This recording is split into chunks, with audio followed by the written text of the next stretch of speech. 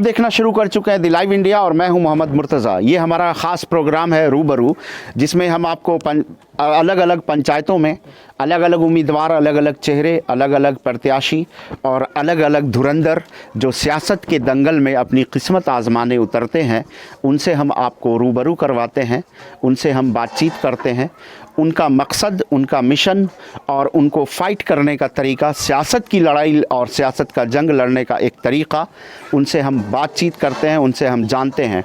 इसी सफ़र में हम आज आप पहुँचे हैं मधुबनी ज़िला अंतर्गत बिस्फी प्रखंड का ये ग्राम पंचायत राज बिस्फी है, और जहाँ पे हम अभी खड़े हैं धरातल पे, जहाँ पे ये मुखिया उम्मीदवार मुस्तफ़ा अंसारी साहब प्रचार कर रहे थे, उनको उन्हीं के फील्ड में आकर के हमने बात करने के लिए राज़ी किया है और उन्होंने 5 मिनट के लिए समय निकाला है। बहुत ही कीमती समय है।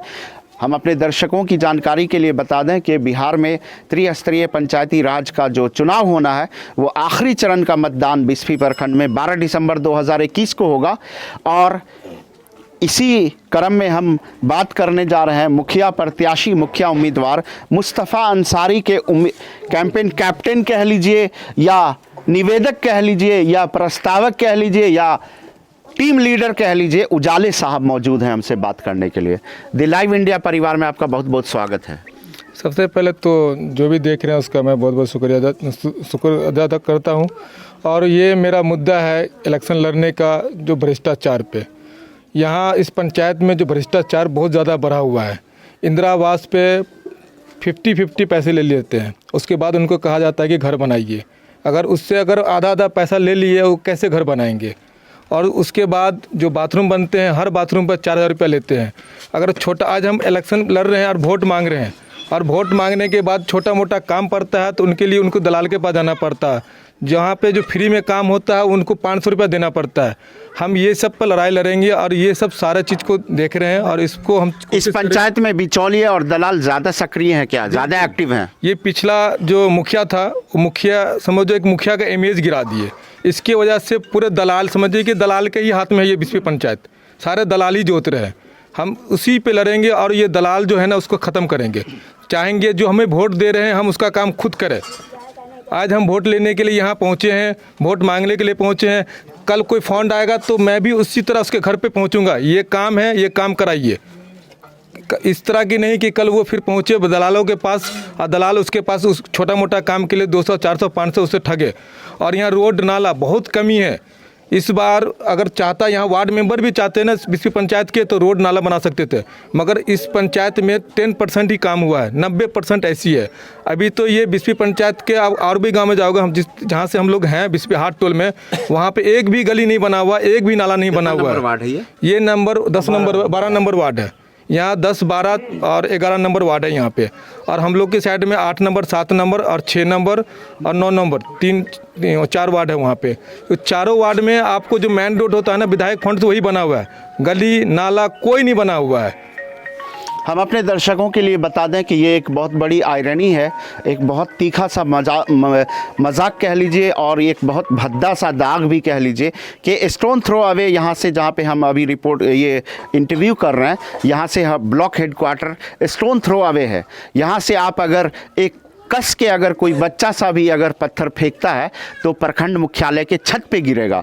और ये जो ये बिस्फी पंचायत का वार्ड 11 ना, वार्ड 11-12 है ये, और यहाँ पे धरातल पे जब आप पैर रखते हैं तो तस्वीरें बिल्कुल ही उलट देखती है। आइए इनसे ही सुनते हैं, क्योंकि ये कैंडिडेट हैं, ये फाइट कर रहे हैं, तो ये बहुत चीज़ों को ऑब्जर्व कर रहे हैं, ऑपरेशन कर रहे हैं, और बंद आँखों से भी बहुत सारी चीज़ें देखी जाती है। ये बताइए कि सरकार की जो ड्रीम प्रोजेक्ट है, जो अहम योजना है, नल जल और गली नाली, इस पे भी कुछ बात कर लीजिए। मेरे हिसाब से ये तो सबसे बड़ा घोटाला है, जो सीधा पैसे फंड से आए और वो रिटर्न हो गए वार्ड में।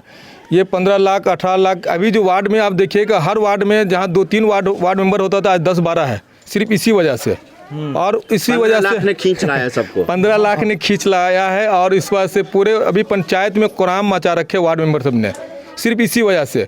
और इसको हम लोग तो उसी भीड़, उसी जमात में आप भी खड़े हैं क्या? जी नहीं, हम तो मुखिया कैंडिडेट हैं। नहीं, सवाल कुर्सी का नहीं है, सवाल राशि का है। नहीं, हम मुखिया कैंडिडेट हैं, हम इसको रोकने के लिए खड़े हैं।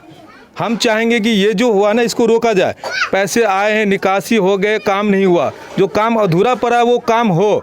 वो काम आपको पैसे मिल गए हैं ना। कौन सा काम अधूरा है, थोड़ा एक्सप्लेन कर दीजिए। नल जल वाला अधूरा है, पूरा का पूरा ऐसे है, पैप ऊपर खुला हुआ है, टंकी कहीं लगी है कहीं नहीं लगी हुई है, घर उसका बना लिया है, मोटर नहीं लगा हुआ, कुछ नहीं है।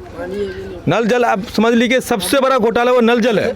जल मीनार है यहाँ इस वार्ड में। पानी नहीं आ रहा सर उधर। हाँ, बात तो जल मिलार है मगर पानी नहीं आ रहा है, कहीं भी पानी नहीं आ रहा है अभी तक।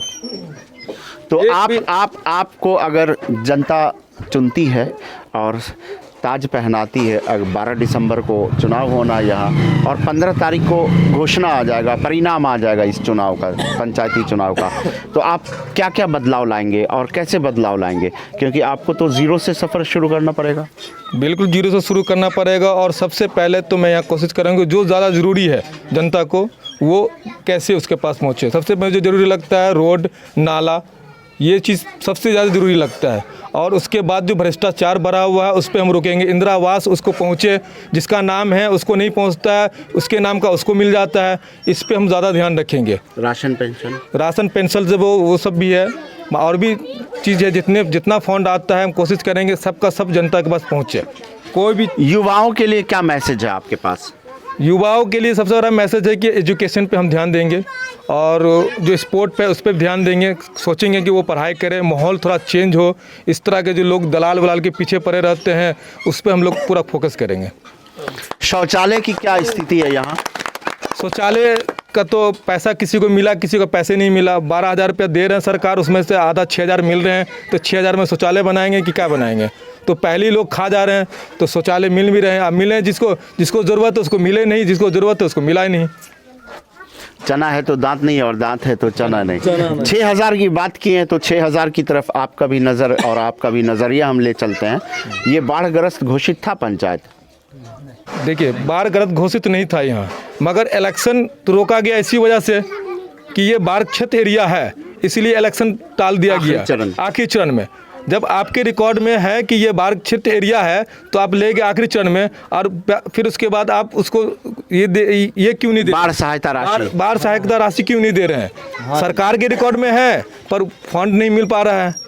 इसके लिए तो इसमें कौन दोषी है, समाज, सरकार या जनप्रतिनिधि? नहीं, इसमें तो हम समझेंगे सरकार दोषी है, क्योंकि ये ऊपर से ही होता है इस चीज। हाँ, क्योंकि ये पंचायत के द्वारा जो चुने गए जनप्रतिनिधि हैं उनके अधिकार क्षेत्र से बाहर की चीज। बिल्कुल बिल्कुल, मगर जो थे मुखिया थे जो भी थे उनको लड़ना, अनुशंसा कर सकते, हाँ उनको लड़ना चाहिए, मगर कोई इस पर कोई नहीं किया। विधायक तक थे, कोई नहीं, मतलब ऐसा लगा कि कोई मतलब ही नहीं, आएगा तो मिलेगा, नहीं मिलेगा तो कोई बात नहीं है।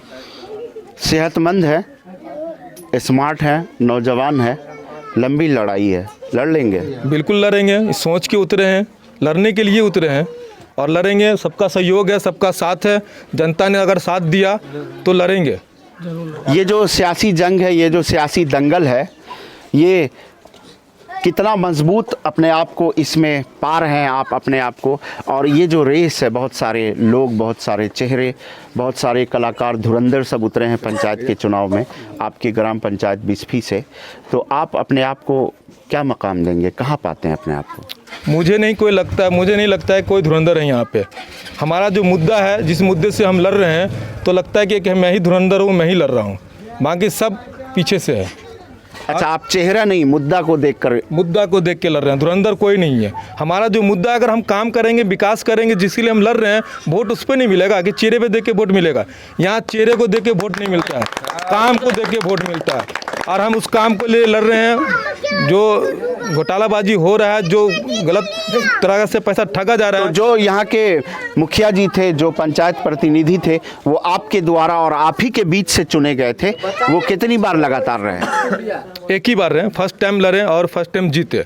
तो यहाँ हर पंचवर्षीय, मतलब 5 वर्षों पे चेहरे बदल देना, सत्ता परिवर्तन होता रहना? हाँ, ये तो है। इस पंचायत में अब तक 4थी बार इलेक्शन है और 4थी बार भी हमेशा चेंज, 4 नया चेहरा मिला, 4 नया चेहरा मिला है। और इस बार भी नया चेहरा आएगा और वो चेहरा मेरे रूप में होगा, मुस्तफा अंसारी के रूप में होगा।